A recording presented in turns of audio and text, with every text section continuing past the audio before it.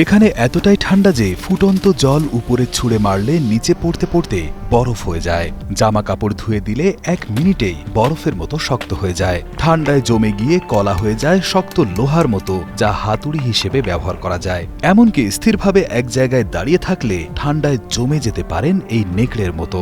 গাড়ির স্টার্ট বন্ধ করলে কয়েক মিনিটেই ইঞ্জিন জমে গিয়ে বিকল হয়ে যায়। এই স্থানের তাপমাত্রা কখনো কখনো -71 ডিগ্রিতেও চলে যায়।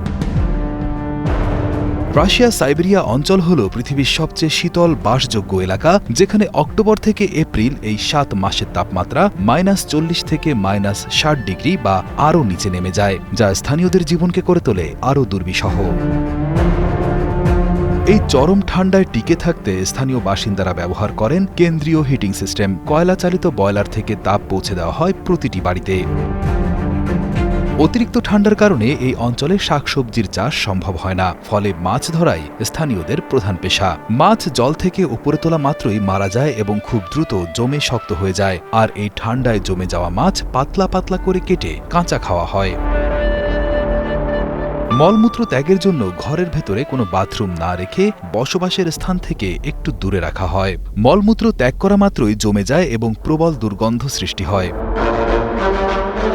খাওয়ার জলের জন্য এক প্রকার যুদ্ধই করতে হয়। প্রথমে পরিষ্কার বরফ কেটে তা সংগ্রহ করতে হয় এবং তারপর বরফ গলিয়ে খাওয়ার উপযোগী করা হয়। ওমিয়াকনের বাসিন্দারা সপ্তাহে মাত্র একবার গোসল করে। গোসলের এই পুরো প্রক্রিয়া সম্পূর্ণ করতে সময় লাগে 4 থেকে 5 ঘন্টা।